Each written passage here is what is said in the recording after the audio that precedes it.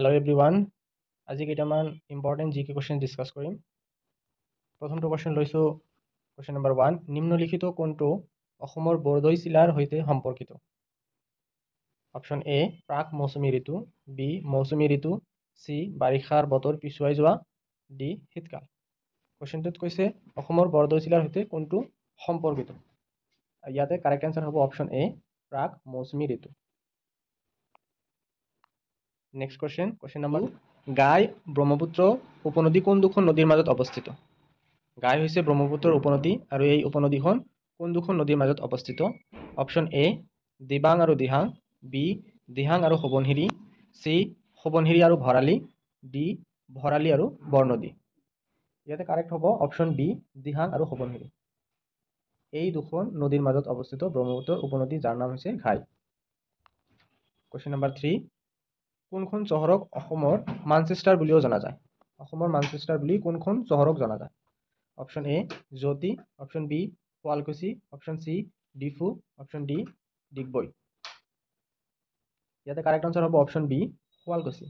শুৱালকুছিক অসমৰ মানচেষ্টাৰ বুলি জনা যায়। কোৱেশ্চন নম্বৰ 4, নিম্নলিখিত কোনটো ঠাই হৈছে অসমৰ বৰষুণ অৰণ্যৰ স্থান আৰু কোনখন জিলাত? কোৱেশ্চনটোত কৈছে যে ৰেইন ফৰেষ্ট ছাইট কোনটো ঠাই হৈছে ৰেইন ফৰেষ্ট ছাইট আৰু এইটো কোনটো জিলাত অৱস্থিত? প্ৰতিটো অপশ্যনত ৰেইন ফৰেষ্টৰ ছাইট দিয়া আছে আৰু লগতে ডিষ্ট্ৰিক্টৰ নাম দিয়া আছে। অপশ্যন এ সোণাই ৰূপাই, এইটো আছে Sonitpur district. Option B Jaipur, Dibrugarh district. Option C Sessa, Dibrugarh district. Option D Manas, Kokrajhar district. ইয়াতে কাৰেক্ট আনচাৰ হ'ব অপশ্যন বি জয়পুৰ, ডিব্ৰুগড়। এইটো হৈছে অসমৰ বৰষুণ অৰণ্যৰ স্থান, ৰেইন ফৰেষ্ট ছাইট।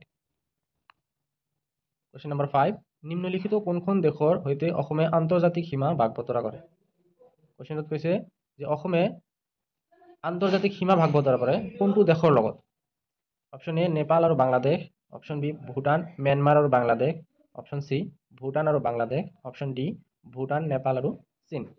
ইয়াতে কাৰেক্ট আনচাৰ হ'ব অপশ্যন চি ভূটান আৰু বাংলাদেশ। এই দুখন দেশৰ লগত অসমে আন্তৰ্জাতিক সীমা ভাগ বতৰা কৰে। কোৱেশ্চন নম্বৰ 6, 2011 চনৰ জনসংখ্যা লোকপিয়লৰ তথ্য অনুসৰি অসমত সাক্ষৰতাৰ হাৰ প্ৰায়। কোৱেশ্চনটোত কৈছে 2011 চনৰ পপুলেশ্যন চেঞ্চাছ মতে অসমত সাক্ষৰতাৰ হাৰ কিমান আছে? অপশ্যন এ 75%, বি 70%, চি 72% আৰু ডি 80%। কাৰেক্ট আনচাৰ হৈছে অপশ্যন চি 72%। কোৱেশ্চন নম্বৰ 7, দেশত এটা কয়লা খনি আছে। ইয়াতে কৈছে যে কোনখন ঠাইত কয়লা খনি আছে? চাৰিটা অপশ্যন দিয়া আছে। অপশ্যন এ যোৰহাট, বি ৰংৰিং, চি তিনিচুকীয়া আৰু ডি লেডো। ইয়াতে কাৰেক্ট আনচাৰ হ'ব অপশ্যন ডি লেডো। আৰু লেডো হৈছে তিনিচুকীয়া ডিষ্ট্ৰিক্টত অৱস্থিত আৰু ইয়াতে এখন কয়লা খনি আছে। কোৱেশ্চন নম্বৰ 8, কেইবুল লামজাও ৰাষ্ট্ৰীয় উদ্যান কোনখন ৰাজ্যত অৱস্থিত? কেইবুল লামজাও এখন ৰাষ্ট্ৰীয় উদ্যান আৰু এই ৰাষ্ট্ৰীয় উদ্যানখন কোনখন ৰাজ্যত অৱস্থিত? Option A Assam, B Meghalaya, C Arunachal Pradesh আৰু ডি মণিপুৰ। কাৰেক্ট আনচাৰ হৈছে অপশ্যন ডি মণিপুৰ। মণিপুৰত কেইবুল লামজাও নামৰ ৰাষ্ট্ৰীয় উদ্যানখন অৱস্থিত। কোৱেশ্চন নম্বৰ 9, অসমত কিমানখন ইউনেস্কো বিশ্ব ঐতিহ্য ক্ষেত্ৰ আছে? কৈছে যে অসমত কিমানখন ইউনেস্কো ৱৰ্ল্ড হেৰিটেজ ছাইট আছে? Option A 1, option B 2, C 4 আৰু ডি 5। কাৰেক্ট আনচাৰ হ'ব অপশ্যন বি 2। অসমত দুখন ইউনেস্কো ৱৰ্ল্ড হেৰিটেজ বা ইউনেস্কো বিশ্ব ঐতিহ্য ক্ষেত্ৰ আছে আৰু সেই দুখনৰ নাম হৈছে কাজিৰঙা নেশ্যনেল পাৰ্ক আৰু মানস নেশ্যনেল পাৰ্ক। কোৱেশ্চন নম্বৰ 10, 1953 চনত অসমত সোণালী লাংগুৰৰ আৱিষ্কাৰৰ কৃতিত্ব কাক দিয়া হয়? কৈছে 1953 অসমত সোণালী লাংগুৰৰ আৱিষ্কাৰৰ কৃতিত্ব কাক দিয়া হয়?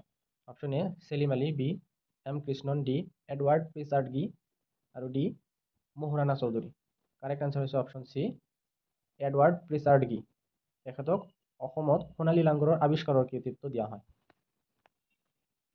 কোৱেশ্চন নম্বৰ 11, প্ৰস্তাৱিত টিপাইমুখ বান্ধটো কোনখন নদীৰ ওপৰত নিৰ্মাণ কৰা হ'ব? টিপাইমুখ বান্ধ এইটো কোনখন নদীৰ ওপৰত নিৰ্মাণ কৰা হ'ব? অপশ্যন এ ব্ৰহ্মপুত্ৰ নদী, বি সুৰমা নদী, চি বৰাক নদী আৰু ডি দিবাং নদী। কাৰেক্ট আনচাৰ হ'ব অপশ্যন চি বৰাক নদী। কোৱেশ্চন নম্বৰ 12, অসমৰ চৰকাৰী ৰাজ্যিক প্ৰাণী ৰাইনোচেৰাছ ইউনিকৰ্নৰ IUCN সংৰক্ষণৰ স্থিতি কি? অসমৰ ৰাজ্যিক প্ৰাণী হৈছে এশিঙীয়া গড়, ৰাইনোচেৰাছ ইউনিকৰ্ন, ইয়াৰ IUCN সংৰক্ষণৰ স্থিতি কি বুলি সুধিছে। অপশ্যন এ আটাইতকৈ কম চিন্তিত, বি গুৰুতৰভাৱে বিপদাপন্ন, চি অসুৰক্ষিত আৰু ডি বন্যটো বিলুপ্ত। কাৰেক্ট আনসাৰ হ'ব অপশ্যন এ আটাইতকৈ কম চিন্তিত। নেক্সট কোৱেশ্চন, অসমৰ আটাইতকৈ সৰু ৰাষ্ট্ৰীয় উদ্যান কোনটো। অপশ্যন এ ডিব্ৰু-চৈখোৱা ৰাষ্ট্ৰীয় উদ্যান, অপশ্যন বি মানস ৰাষ্ট্ৰীয় উদ্যান, চি ওৰাং ৰাষ্ট্ৰীয় উদ্যান, ডি নামেৰি ৰাষ্ট্ৰীয় উদ্যান। কাৰেক্ট আনসাৰ হৈছে অপশ্যন চি ওৰাং ৰাষ্ট্ৰীয় উদ্যান। কুৱেশ্যন নম্বৰ 15, অসম আৰু চুবুৰীয়া অঞ্চলত পোৱা পুৰণি পৃথিৱীৰ বান্দৰ, গিৰ সোণালী লাংগুৰ বা সোণালী লাংগুৰৰ IUCN সংৰক্ষণ স্থিতি কি। কাৰেক্ট আনসাৰ হৈছে অপশ্যন চি অসুৰক্ষিত।